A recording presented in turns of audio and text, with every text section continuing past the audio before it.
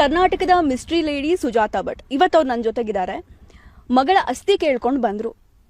ಪ್ರತಿಯೊಬ್ಬರಿಗೂ ಆಸ್ತಿ ಅಂದರೆ ಅವರ ಮರ್ಯಾದೆ. ಆದರೆ ಅವರಿವತ್ತು ಮಗಳ ಅಸ್ಥಿ ಕೇಳ್ಕೊಂಡು ಬಂದಮೇಲೆ ಅವರ ಮರ್ಯಾದೆನೇ ದೊಡ್ಡ ಪ್ರಶ್ನೆ ಆಗಿಬಿಟ್ಟಿದೆ.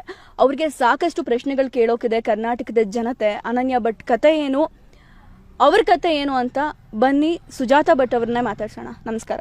ನಮಸ್ಕಾರ ಅಮ್ಮ, ನಾನು ಡೈರೆಕ್ಟಾಗಿ ಕ್ವೆಶ್ಚನ್ ಕೇಳ್ಬಿಡ್ತೀನಿ. ಅನನ್ಯ ಭಟ್ ನಿಮ್ಮ ಮಗಳು ಅನ್ನೋ ಕತೆ ಸತ್ಯನಾ ಸುಳ್ಳ? ಸುಳ್ಳು. ಅನನ್ಯ ಭಟ್ ಅನ್ನೋ ಮಗಳೇ ಇರಲಿಲ್ಲ ನಿಮಗೆ? ಯಾಕಮ್ಮ ಸುಳ್ಳು ಹೇಳಿದ್ರಿ? ಕೆಲವರು ವ್ಯಕ್ತಿಗಳು ಹೇಳು ಅಂತ ಹೇಳಿದರು, ಹಾಗಾಗಿ ನಾನು ಅದನ್ನು ಹೇಳಬೇಕಾಗಿದೆ ಪರಿಸ್ಥಿತಿ ಬಂತು. ಯಾವ ವ್ಯಕ್ತಿ ಹೇಳಿದ್ದು? ಗಿರೀಶ್ ಮಟ್ಟಣ್ಣ, ಜಯಂತಿ ಟಿ ಇವರೆಲ್ಲ ಹೇಳಿದರು. ಹಾಗಾಗಿ ನಾನು ಆ ಒಂದು ಇದನ್ನು ನಾನು ಆಸ್ತಿಯ ಇದಕ್ಕೋಸ್ಕರ ಈ ವಿಚಾರವನ್ನು ಹೇಳಿ ಅಂತ ಹೇಳಿದರು, ಅದಕ್ಕೆ ಹೇಳಿದ್ದೆ ನಾನು. ನಿಮಗೆ ಆಸ್ತಿ ಸಮಸ್ಯೆ ಇತ್ತು, ಅದಕ್ಕೋಸ್ಕರ ಅವರು ಈ ಕಥೆನ ಹೇಳ್ಕೊಟ್ರು, ನೀವು ಹೇಳಿದ್ರಿ. ಹೌದು. ಎಷ್ಟು ನಿಮಗೆ ಡಿಮ್ಯಾಂಡ್ ಮಾಡಿದ್ರು? ದುಡ್ಡಿಗೋಸ್ಕರನ ನಿಮ್ಮ ಆಸ್ತಿ ಬರಲಿ ಅಂತನ? ನನಗೆ ದುಡ್ಡಿಗೋಸ್ಕರ ಯಾರು ಡಿಮ್ಯಾಂಡ್ ಮಾಡಿಲ್ಲ, ನಾನು ಯಾರಿಗೂ ದುಡ್ಡಿಗೋಸ್ಕರ ಡಿಮ್ಯಾಂಡು ಮಾಡಲೂ ಇಲ್ಲ. ನಾನು ಆಸ್ತಿ ನನ್ನ ಸೈನ್ ಇಲ್ಲದೆ, ನನ್ನ ಒಂದು ಇದಿಲ್ಲದೆ ಹೇಗೆ ಕೊಟ್ಟರು ಅನ್ನುವಂಥ ಒಂದು ಮಾಹಿತಿಯನ್ನು ನಾನು ಕೇಳಿದೆ. ನನ್ನ ತಾತನ ಆಸ್ತಿ ಅದು, ಅದನ್ನು ಮೊಮ್ಮಕ್ಕಳಿಗೆ ಹಕ್ಕಿದೆ. ಸೈನಿಂಗ್ ಅಥಾರಿಟಿ ಮೊಮ್ಮಕ್ಕಳಿಗೆ ತಗೊಳ್ಳೇಬೇಕಲ್ವಾ, ಅದನ್ನು ಹೇಗೆ ಇವರು ಕೊಟ್ಟರು ಅಂತ ನಾನು ಒಂದು ಮಾತನ್ನು ಕೇಳಿದೆ. ಅದು ಖಚಿತ. ನೀವು ಫೋಟೋ ರಿಲೀಸ್ ಮಾಡಿದ್ದು ಅನನ್ಯ ಭಟ್ ಅಂತ? ಫೇಕು. ಎಲ್ಲ ಫೇಕ್? ಹೌದು, ಅದೆಲ್ಲ ಫೇಕೆ. ಅದು ಫೇಕೆ, ಅದು ಗ್ಯಾರಂಟಿ, ಅದು ಫೇಕೆ. ಹಾಗಿದ್ರೆ ಎಷ್ಟು ಜನರ ಭಾವನೆ ಧರ್ಮಸ್ಥಳ ಅನ್ನೋದು, ಆ ಜನರ ಭಾವನೆಗಳ ಜೊತೆ ನೀವು ಆಟ ಆಡಿದ್ರಿ ಅಂತ ಅನಿಸ್ಲಿಲ್ವಾ? ನಾನು ಜನರ ಭಾವನೆಗಳ ಜೊತೆ ಆಟ ಆಡಲಿಲ್ಲ. ಆಟ ಆಡುವ ಹಾಗೆ ಇವರೆಲ್ಲ ಮಾಡಿದರು ನನ್ನನ್ನು, ನನ್ನ ತಲೆಯನ್ನು ಇದು ಮಾಡಿ ಪ್ರವೋಕ್ ಮಾಡಿ. ಜಸ್ಟ್ ನಿಮಗೆ ನಿಮ್ಮ ಆಸ್ತಿ ಬೇಕಿತ್ತು, ಆಸ್ತಿ ಬೇಕಿತ್ತು ಅನ್ನೋದಕ್ಕಿಂತ ಹೆಚ್ಚಾಗಿ ನಿಮ್ಮ ಸೈನ್ ತಗೋಬೇಕಿತ್ತು ಅನ್ನೋ ಒಂದೇ ಒಂದು ಕಾರಣಕ್ಕೆ ಅನನ್ಯ ಭಟ್ ಅನ್ನೋ ಹೆಸರನ್ನು ನೀವು ತಂದ್ರಿ. ಹೌದು, ಅದು ಸೈನ್ ತಗೊಳ್ಬೇಕಾಗಿತ್ತು. ಆಮೇಲೆ ದೇವರನ್ನ ಇವರು ಜೈನರಿಗೆ ಕೊಟ್ಟರು ಅನ್ನುವಂತಹ ನೋವು ನನ್ನಲ್ಲಿ ಇದೆ. ಜೈನ ಸಂಪ್ರದಾಯಕ್ಕೆ ತಗೊಂಡು ಹೋಗಿ ಕೊಟ್ಟರು ಅನ್ನುವಂತಹ ನೋವು ನನ್ನಲ್ಲಿ ಇದೆ.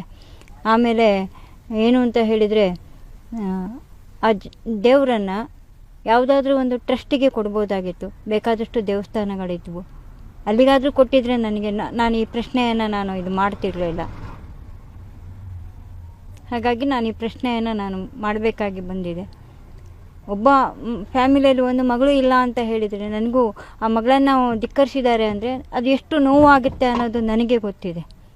ಒಂದು ಮಗಳೇ ಇಲ್ಲ ಅಂತ ಹೇಳಿ ಇವರು, ಹಾಗಾದರೆ ಆಸ್ತಿ ಇವರೆಲ್ಲ ಸೈನ್ ಹಾಕಬೇಕಾಗಿದ್ರೆ ನನ್ನ ಡೆತ್ ಸರ್ಟಿಫಿಕೇಟ್ ಕೊಟ್ಟಿರಬೇಕಲ್ವಾ, ನಾನು ಕೇಳಬೇಕಲ್ವಾ? ನನಗೆ ಈ ಮಗಳೇ ಇಲ್ಲ ಅಂತ ಹೇಳಿ ಒಂದು ಡೆತ್ ಸರ್ಟಿಫಿಕೇಟ್ ಕೊಡಬೇಕಲ್ವಾ? ಯಾಕೆ ಕೊಡಲಿಲ್ಲ? ನಾನು ಕೇಳಬೇಕಲ್ವಾ? ನೀವು ಕಾನೂನು ಮುಖಾಂತರ ಕೇಳ್ಬೋದಿತ್ತು, ಮತ್ತೊಂದು ನೀವು ಕೂತು ಮಾತಾಡ್ಕೋಬೋದಿತ್ತು. ಅದ್ಬಿಟ್ಟು ಧರ್ಮಸ್ಥಳದ ಜನರ ಭಾವನೆಗೆ ಧಕ್ಕೆ ತಂದಿದ್ದು ಎಷ್ಟು ಮಟ್ಟಿಗೆ ಸರಿ ಅಮ್ಮ? ನಾನು ಧರ್ಮಸ್ಥಳದ ಜನರ ಭಾವನೆಗೆ ನಾನು ಧಕ್ಕೆ ತಂದಿಲ್ಲ. ಧಕ್ಕೆ ತರುವ ಹಾಗೆ ನನ್ನನ್ನು ಪ್ರವೋಕ್ ಮಾಡಿದ್ರು. ಎಷ್ಟೊಂದು ಧರ್ಮಸ್ಥಳ ಗ್ರಾಮಕ್ಕೆ, ನಾನು ಧರ್ಮಸ್ಥಳ ದೇವಸ್ಥಾನಕ್ಕೆ ನಾನು ಯಾವತ್ತೂ ಧಕ್ಕೆ ತಂದಿಲ್ಲ. ಧರ್ಮಸ್ಥಳ ಗ್ರಾಮದಲ್ಲಿ ನಾನು ಇದು ಮಾಡಿರೋದಷ್ಟೇ. ನಾನು ಧರ್ಮಸ್ಥಳ ಗ್ರಾಮ ಅಂತ ನಾನು ಮಾಡಿದ್ದೀನಿ.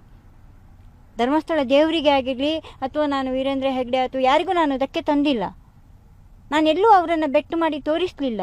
ನಾನು ಕೇಳ್ತಾ ಇರೋದು ನನ್ನ ಮನೆಯ ದೇವರನ್ನು, ನನ್ನ ತಾತನ ದೇವರನ್ನು ಇವರು ಯಾಕೆ ಹೇಗೆ ಇದು ಮಾಡಿದರು ಅನ್ನೋದು ಒಂದೇ. ನನ್ನ ಫ್ಯಾಮಿಲಿಯವರು ಯಾಕೆ ಕೊಟ್ಟರು ಅನ್ನೋದೇ ನನಗೆ ಒಂದು ಪ್ರಶ್ನೆ ಅಷ್ಟೇ. ನಾನು ಅವರನ್ನು ನಾನು ಪ್ರಶ್ನೆ ಮಾಡ್ತಾ ಇದ್ದೀನಿ ಬಿಟ್ಟು ಧರ್ಮಸ್ಥಳದ ಹೆಸರನ್ನು ನಾನು ಎಲ್ಲೂ ನಾನು ಧಕ್ಕೆ ತಂದಿಲ್ಲ. ನಾನು ಧಕ್ಕೆ ತಂದೇ ಇಲ್ಲ. ಯಾಕೆ ಧಕ್ಕೆ ತಂದ್ರಿ ಅನ್ನುವಂಥ ಮಾತು ಬಂತು ಅಂತಂದರೆ, ಈಗ ನೀವು ದೇವರನ್ನ ಅಂದರೆ ನಿಮ್ಮ ಫ್ಯಾಮಿಲಿಯವರು ದೇವರನ್ನ ಧರ್ಮಸ್ಥಳಕ್ಕೆ ಕೊಟ್ಟರು, ಅದು ನಿಮ್ಮ ಕುಟುಂಬದ ಡಿಸಿಷನ್ ಆಗಿತ್ತು. ಅದು ಬಿಟ್ಟು ನೀವು ಅನನ್ಯ ಭಟ್ ಕತೆ ಇರ್ಬೋದು, ನನ್ನ ಮಗಳು ಮೆಡಿಕಲ್ ಕಾಲೇಜ್ ಓದ್ತಾ ಇದ್ಲು, ಈ ಆಸ್ತಿಗೋಸ್ಕರ ನಾನು ಅನನ್ಯ ಭಟ್ ಕಥೆಯನ್ನು ನಾನು ಕಟ್ಟಿದ್ದೀನಿ. ಹೌದು, ಈ ಆಸ್ತಿಗೋಸ್ಕರ. ಯಾಕೆ ನನ್ನನ್ನು ಇದರಿಂದ ನೀವು ಇದು ಮಾಡಿದ್ರಿ? ಹುಡುಕ್ಬೋದಾಗಿತ್ತಲ್ವಾ? ಇಲ್ಲ, ನಮಗೆ ಹೀಗಿದ್ದಾರೆ, ಅವ್ರ ಹತ್ರನೂ ನಾವು ತಗೊಳ್ಬೇಕನ್ನುವಂಥದ್ದು ಒಂದು ಇದಿತ್ತಲ್ವ. ಅವರು ಪ್ರಶ್ನೆ ಮಾಡ್ಬೋದಾಗಿತ್ತಲ್ಲ, ಯಾರು ತಗೊಂಡಿದ್ದಾರೆ, ಯಾರು ದೇವಸ್ಥಾನಕ್ಕೆ ದಾನ ಅಂತ ತಗೊಂಡಿದ್ದಾರೆ, ಅವರು ಒಂದು ಇದನ್ನು ವಂಶವೃಕ್ಷ ಕೊಡಿ ಅಂತ ಕೇಳ್ಬೋದಾಗಿತ್ತಲ್ವ. ಓಕೆ. ಅದು ತಪ್ಪಲ್ವಾ? ತಪ್ಪು ತಾನೆ? ಹಾಗಾದರೆ ಮೂರೇ ಹೆಣ್ಣು ಮಕ್ಕಳಂದ್ರೆ ನಾನೆಲ್ಲಿಂದ ಬರ್ತೀನಿ? ಹಾಂ, ತಪ್ಪಲ್ವಾ ಅದು? ನಾನು ಕೇಳಿದ್ರಲ್ಲಿ ಏನಿದೆ? ನಾನು ಧರ್ಮಸ್ಥಳವನ್ನು ಎಲ್ಲೂ ನಾನು ಯಾರನ್ನು ನಾನು ಇದು ಮಾಡಿಲ್ಲ. ಇವ್ರು ಯಾಕೆ ಇದಕ್ಕೆ ಅವರಿಗೆ ಕೊಟ್ಟರು ಅನ್ನುವಂಥದ್ದು ಮಾತ್ರ ನಾನು ಪ್ರಶ್ನೆ ಮಾಡ್ತಾ ಇದ್ದೀನಿ. ಯಾಕೆ ಬೇರೆ ಯಾರೂ ಇರಲಿಲ್ವಾ ಕೊಡೋಕ್ಕೆ? ಅಂದರೆ ಇವರಿಗೆ ಕೋಟ್ಯಾಂತರ ರೂಪಾಯಿ ಬೇಕಾಗಿತ್ತು ಅಲ್ವಾ? ದುಡ್ಡು ತಗೊಂಡಿರೋರು ಯಾರು ಇಲ್ಲಿ? ಹಾಂ, ನನಗೆ ದುಡ್ಡಿನ ಅವಶ್ಯಕತೆ ಇಲ್ಲ ಮೇಡಮ್. ನಾನು ದುಡ್ಡು ಜೀವನ ನಡೆಸ್ತೀನಿ. ನನಗೆ ದುಡ್ಡಿನ ಅವಶ್ಯಕತೆ, ನನಗೆ ದುಡ್ಡು ಬೇಕು ಅಂತ ನಾನು ಎಲ್ಲೂ ಇದು ಮಾಡಲಿಲ್ಲ, ಭಿಕ್ಷೆನೂ ಎತ್ತಿಲ್ಲ. ನಾನು ಸ್ವತಃ ನಾನು ಸ್ವಾಭಿಮಾನಿ. ನಾನು ದುಡ್ದು ತಿಂತೀನಿ ಬಿಟ್ಟು ನಾನು ಯಾರ ಹಂಗಲ್ಲೂ ನಾನು ಬದುಕಲಿಕ್ಕೆ ಇಷ್ಟ ಇಲ್ಲ. ಇಷ್ಟು ವರ್ಷದಿಂದನೂ ಯಾರ ಹಂಗಲ್ಲೂ ನಾನು ಬದುಕಲಿಲ್ಲ. ಲಿವಿಂಗ್ ಟುಗೆದರಲ್ಲಿ ಇದ್ರೂ ನಾನು ದುಡ್ದು ನಾನು ಅವರನ್ನು ಸಾಕಿದ್ದೀನಿ ಬಿಟ್ಟು ನಾನು ಯಾರ ಹಂಗಲ್ಲೂ ನಾನು ಬದುಕಲಿಲ್ಲ ಮೇಡಮ್. ಖಂಡಿತ ನನಗೆ ನಿಮ್ಮ ನೋವು ಅರ್ಥ ಆಗ್ತಿದೆ. ಕಡೆಯದಾಗಿ ನಂದು ಪ್ರಶ್ನೆ ಇಷ್ಟೇ, ನಿಮ್ಮ ಕುಟುಂಬದ ಸಮಸ್ಯೆ ಇತ್ತು, ಆಸ್ತಿಗೋಸ್ಕರ ಅವ್ರ ಸಿಗ್ನೇಚರ್ ಹಾಕಿಸ್ಕೊಂಡಿಲ್ಲ, ದೇವ್ರನ್ನ ಧರ್ಮಸ್ಥಳಕ್ಕೆ ಕೊಟ್ಬಿಟ್ರು, ಅದೆಲ್ಲ ಯೋಚನೆ ನಿಮಗಿತ್ತು. ಆ ಎಲ್ಲ ನೋವು ಸಂಕಟಕ್ಕಿಂತ ಇವತ್ತು ಕರ್ನಾಟಕದ ಜನ ಈ ಕೇಸ್ ವಿಚಾರವಾಗಿ ನಿಮ್ಮ ಕ್ಯಾರೆಕ್ಟರ್ ತೇಜೋವಧ ಆಗ್ತಾ ಇದೆ. ಈ ವಯಸ್ಸಿನಲ್ಲಿ ನೀವು ಅನುಭವಿಸಬಾರ್ದನ್ನೆಲ್ಲ ಅನುಭವಿಸ್ತಾ ಇದ್ದೀರಾ. ಬೇಕಿತ್ತ ಇದು? ನನಗೆ ಬೇಡ ಆಗಿತ್ತು. ಇವರೆಲ್ಲ ನನ್ನನ್ನು ಒಂದು ಕೂಪ ಮಾಡಿಕೊಂಡು ನನ್ನನ್ನು ನನಗೆ ಈ ರೀತಿಯೆಲ್ಲ ಆಗುತ್ತೆ, ಇಷ್ಟರ ಮಟ್ಟಕ್ಕೆ ಹೋಗುತ್ತೆ ಅನ್ನೋದು ನನಗೆ ಗೊತ್ತಿರಲಿಲ್ಲ ಮೇಡಮ್. ದಯವಿಟ್ಟು ನನ್ನ ಒಂದು ಇದನ್ನು ಇವರು ದುರುಪಯೋಗ ಮಾಡ್ಕೊಂಡು ಬಿಟ್ಟರು. ಈ ಲೆವೆಲಿಗೆ ಹೋಗುತ್ತೆ, ಈ ಲೆವೆಲ್ ಮಾಡ್ತಾರೆ ಅನ್ನುವಂಥದ್ದು ನನಗೆ ಗೊತ್ತಿರಲಿಲ್ಲ ಮೇಡಮ್. ದಯವಿಟ್ಟು ನನಗೆ ಗೊತ್ತಿಲ್ಲ ಈ ಲೆವೆಲಲ್ಲಿ, ಇಷ್ಟೊಂದು ದೊಡ್ಡ ಲೆವೆಲಲ್ಲಿ ಈ ರೀತಿ ಆಗುತ್ತೆ. ಆಮೇಲೆ ನಾನು ಯಾವುದಾದ್ರೂ ಆಯಿತು ಇದನ್ನು ಮಾಡಿದ್ದೀನಿ, ಆಯಿತು, ನಾನು ಕೇಳಿರುವ ಒಂದು ಉದ್ದೇಶನೇ ಬೇರೆ ಆಗಿತ್ತು. ಆದರೆ ನನ್ನನ್ನು ಇನ್ವೆಸ್ಟಿಗೇಟ್ ಮಾಡಿ ನನ್ನ ತೇಜೋವಧೆ ಮಾಡುವಂಥವ್ರು ಯಾರು ಸರ್? ಇವರು ಎಲ್ಲಿ ಇಡಬೇಕು ಅಲ್ಲಿ ಇರಬೇಕಾಗಿತ್ತು. ಇಲ್ಲಿ ನನ್ನನ್ನು ಒಂದು ಮಾತು ಕೇಳ್ಬೋದಾಗಿತ್ತಲ್ವ? ಯಾಕೆ ಕೇಳಿಲ್ಲ? ತೇಜೋವಧೆ ಯಾಕೆ ಮಾಡಬೇಕು? ಒಂದು ವಯಸ್ಸಾದವರನ್ನು ತೇಜೋವಧೆ ಮಾಡೋದು ಈ ವಯಸ್ಸಿನಲ್ಲಿ ಅವರಿಗೆಷ್ಟು ಸಮಂಜಸ? ನಿಮ್ಮ ವಯಸ್ಸು ಅದೆಲ್ಲದೂ ಒಂದ್ ಕಡೆ ಆದ್ರೆ ಅಮ್ಮ, ಇಲ್ಲಿ ಕರ್ನಾಟಕದ ಜನರಿಗೆ ಏನ್ ಮ್ಯಾಟರ್ ಆಗುತ್ತೆ ಅನ್ನೋದಿದ್ರೆ, ನೀವು ಅನನ್ಯ ಭಟ್ ಕತೆ ಹೇಳಿದಾಗ ಇಡೀ ಕರ್ನಾಟಕದ ಜನತೆ ಅನ್ಕೊಳ್ತು ನನ್ನ ಮನೆ ಮಗಳಿಗೆ ಆಗಿದ್ದ ಅಂತ. ಬಟ್ ಅದು ಸುಳ್ಳು ಅಂತ ಗೊತ್ತಾದಾಗ ಅವರ ಭಾವನೆಗಳಿಗೆ ಧಕ್ಕೆ ಬರೋದಿದೆ ಅಲ್ವಾ? ನೀವೆಂತ ನೋವಲ್ಲಿದ್ದೀರಾ, ಅದನ್ನ ಆ ಸುಳ್ಳನ್ನ ನಂಬಿದವರು ಅಷ್ಟೇ ನೋವಲ್ಲಿದ್ದಾರೆ. ಹಾಗಾಗಿ ನೀವಿವತ್ತು ಕರ್ನಾಟಕದ ಜನತೆಗೆ ಕ್ಷಮೆ ಕೇಳಬೇಕು, ಧರ್ಮಸ್ಥಳದ ಭಕ್ತಾದಿಗಳಿಗೆ ಕ್ಷಮೆ ಕೇಳಬೇಕು. ಯಾಕಂದ್ರೆ ಒಂದ್ ಕ್ಷಣ ಅನಿಸ್ತು, ಅಯ್ಯೋ ದೇವಸ್ಥಾನಕ್ಕೆ ಬಂದಿರೋ ಮೆಡಿಕಲ್ ಕಾಲೇಜ್ ಓದ್ತಿರೋ ಹುಡುಗಿಗೆ ಈ ರೀತಿ ಆಗ್ಬಿಡ್ತಲ್ಲ ಅಂತ ಇಡೀ ಕರ್ನಾಟಕ ಅನುಕಂಪ ತೋರಿಸ್ಬಿಡ್ತಲ್ಲಮ್ಮ. ಹೌದು, ನಾನು ಅದಕ್ಕೋಸ್ಕರ ನಾನು ಸಮಗ್ರ ಜನತೆಗೆ, ದೇಶದ ಜನತೆಗೆ, ಕರ್ನಾಟಕ ಜನತೆಗೆ ನನ್ನಿಂದ ತಪ್ಪಾಗಿದೆ, ನನ್ನಿಂದ ನಾನು ಕ್ಷಮೆ ಕೋರ್ತೀನಿ. ಅಷ್ಟೇ ನನ್ನ ಒಂದು ಇದು, ಅಷ್ಟೇ. ದಯವಿಟ್ಟು ನಾನು ಧರ್ಮಸ್ಥಳ ಇದಕ್ಕೂ ನಾನು ಕ್ಷಮೆಯನ್ನು ಕೋರ್ತೀನಿ. ಇಲ್ಲಿಗೆ ನನ್ನನ್ನು ಮುಕ್ತಿಗೊಳಿಸಿ ಸಾಕು. ನನ್ನ ಜೀವನ ನಾನು ರೂಢಿಸ್ಕೊಂಡು ಹೋಗ್ತೀನಿ, ಅಷ್ಟೇ ಸಾಕು. ದಯವಿಟ್ಟು ಕ್ಷಮಿಸಿ ಅನ್ನುವಂಥದ್ದನ್ನು ನಾನು ಕೇಳ್ತಾ ಇದ್ದೀನಿ.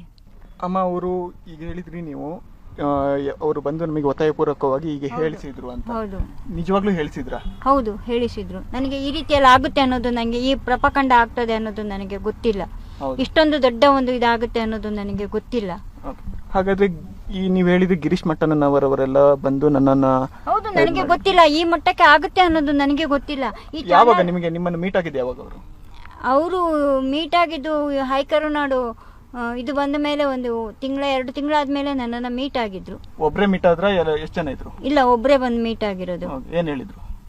ಆಯ್ತು, ನಾವಿದ್ದೀವಿ ನಿಮ್ ಜೊತೆಗೆ ಅಂತ ಹೇಳಿದ್ರು.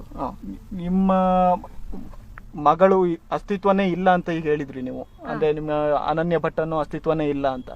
ಹಾಗೆ ಹೇಳೋದಕ್ಕೆ ಅವರೇ ಹೇಳ್ಕೊಟ್ಟಿದ್ದ? ಹೌದು, ಅವರೇ ಹೇಳಿಕೊಟ್ರು. ಎಷ್ಟು ಹಣ ಯಾವುದು ಕೊಡ್ಲಿಲ್ಲ. ಅದನ್ನ ನಾನು ಸುಮ್ನೆ ಇದು ಮಾಡಬಾರ್ದು. ಒಬ್ಬರ ಮೇಲೆ ತೀರಾ ಅಪಪ್ರಚಾರ ಅಥವಾ ಆರೋಪ ನಾನು ಮಾಡಿದ್ರಲ್ಲಿ ಯಾರನ್ನು ಹಣದ ಮಿಷ ಏನಿಲ್ಲ.